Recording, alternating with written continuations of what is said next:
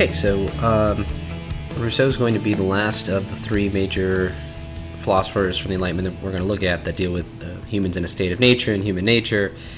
So if Hobbes is really important, like let's say absolutism, when it comes to countries coming out of civil wars, such as the English Civil War, which is the one Hobbes lives through, and Locke is so profoundly influential to a U.S. revolution, which gives the pretext to rebellion.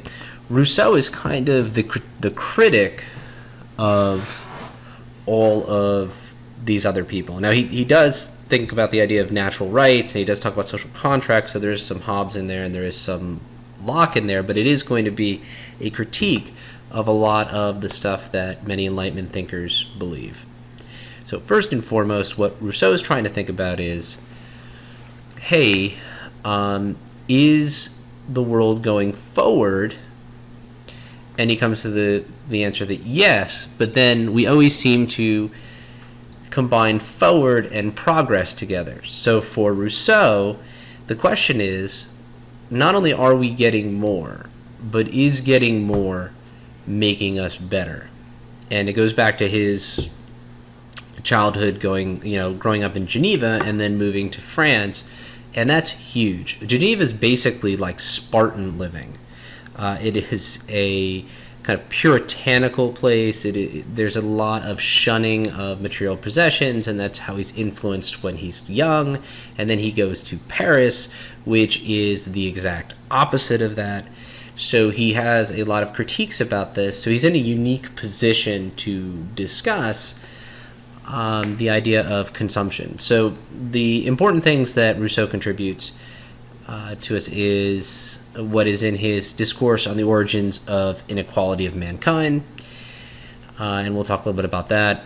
His idea of social contract, the general will, which I like to kind of go to understand the general will, kind of connects to an understanding of like an organic state, like a state as being like a human being.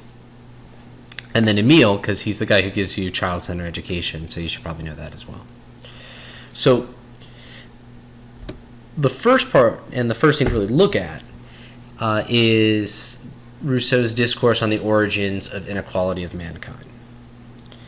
So what is Rousseau trying to figure out? Well, Rousseau is trying to think about human beings in a state of nature, like Locke is and like Hobbes is. So what are human beings naturally like? So what Rousseau comes up with is the exact opposite. It's a critique of Locke and Hobbes' idea. So instead of natural human beings being self-centered, and for Hobbes, dangerous, you have a situation where Rousseau talks about how human beings actually are noble and great when they are in a state of nature. So what exactly happened? Why did human beings, when they were originally living in the forest in small groups, more moral and happier? And this is what he's going to say. He's going to say there's these noble savages. And human beings are noble savages in a state of nature where they are more moral, they are happier, they like simpler things, and then something screws that up. And what Rousseau blames for that is civilization. He says, when human beings adopt civilization and start to urbanize and live in cities, human beings stop caring about their own wants. So instead of understanding yourself as an individual, you see yourself as a member of society. So for Rousseau, what that does is you start to look at what other people have and you start ranking yourself. You spend a lot of time trying to keep up with other people.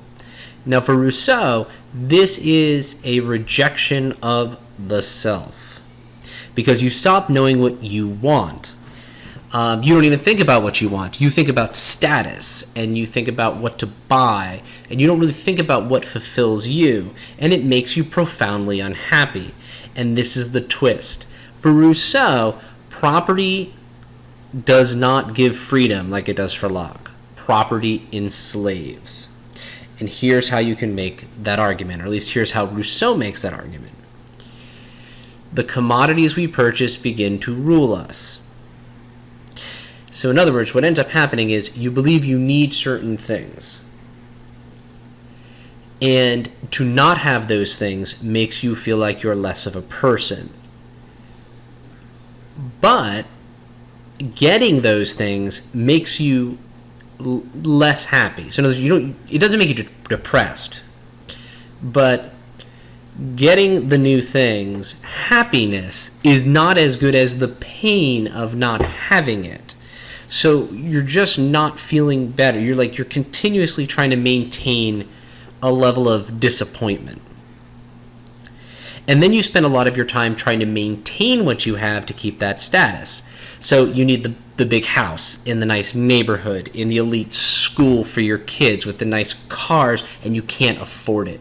In fact, this is what he's talking about, that self-worth becomes connected to economic possession, and we are frantic to try to achieve this success, and we try to promote a facade where we are purchasing just above what we actually can purchase because all of our self-esteem is tied to consumption level.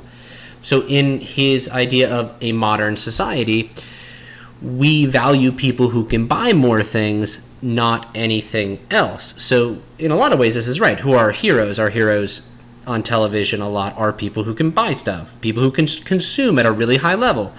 And we try to emulate them, even though a lot of them are completely morally defunct.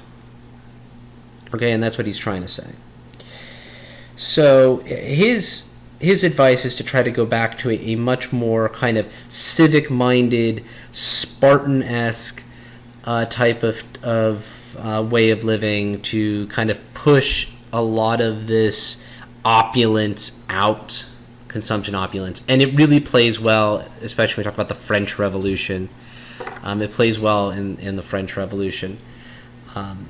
So because of the way he feels about human nature, he writes a book called Emile about how to raise kids. And what he says about that is, you should, instead of punching out the free will of children to make them ready for society, for anybody who sat through high school, you understand what it is like to be sitting and being basically trained and to be tested and to be able to be molded as like a little widget. And what Rousseau says is this is not right. What it does is it kills the soul, and it basically makes people those kind of cultural fiends that he's trying to rail against. So in Emile, he says we should have child-centered education, that teachers should be more like guides, and students, especially children, should grow up harnessing their own likes so they understand what their likes are. So for Rousseau, politically,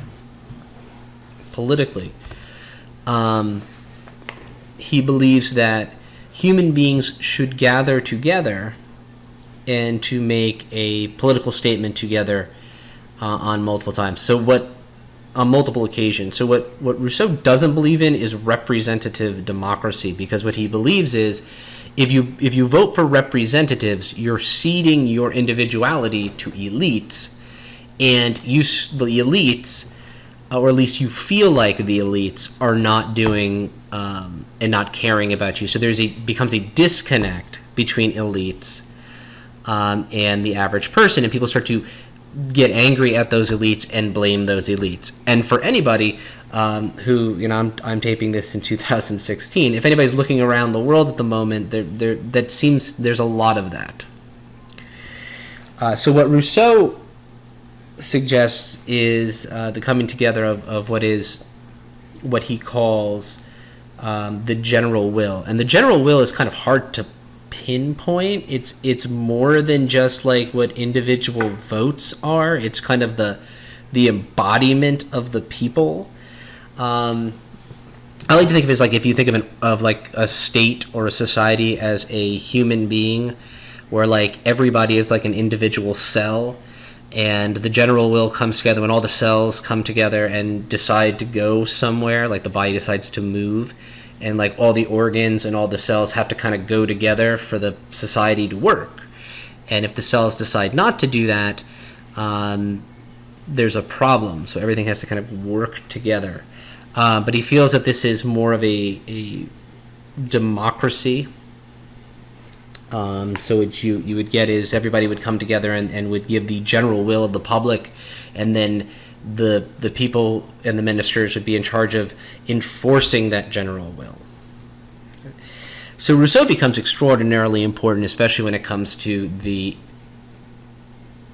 French Revolution, because a lot of the French Revolution thinkers, especially later on when it becomes radicalized, really start to use the French Revolution to try to tear apart what they see are these disgusting portions of society and try to create much more of a civically minded, Spartan kind of state. You can see this during the time period of the Terror, and we'll get into that when we get into the French Revolution. The next person to look at here is Mary Wollstonecraft. And Mary Wollstonecraft is another great critic.